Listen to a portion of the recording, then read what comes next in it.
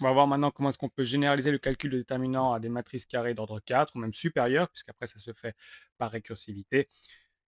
J'ai une matrice A d'ordre 4, de format 4 fois 4 carré, et j'aimerais calculer les déterminants de A.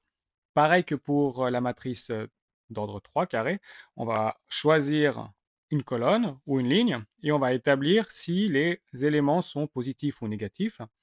Ici, on reprend toujours le premier qui se sera associé au plus et on les alterne. Donc on a plus, moins, plus, moins.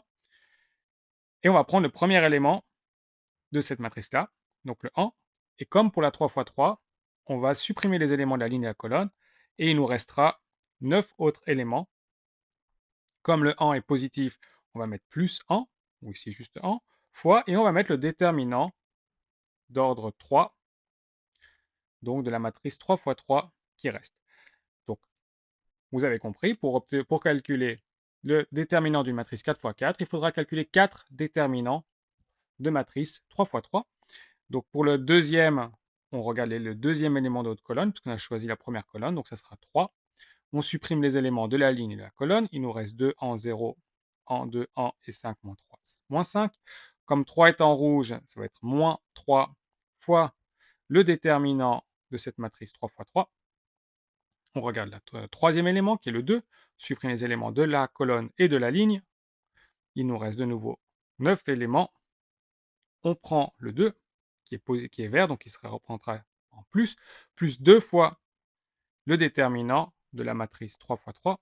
Et enfin, le dernier élément de cette colonne qui est en 0, on pourrait même ne pas du tout le calculer, ce sera 0 fois une matrice, donc ça fera 0, mais on va quand même montrer ce que ça donne. J'enlève les éléments de la ligne et de la colonne,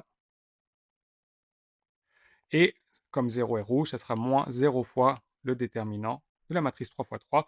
Donc à ce moment-là, j'aurai de nouveau, en tout cas, 3 déterminants à calculer. Celui-là s'annulera, ça fera 0. Donc ça reste en calcul assez long. Je vais m'arrêter là, parce que le but c'est juste de montrer comment est-ce qu'on construit le déterminant d'une matrice carrée d'ordre 4.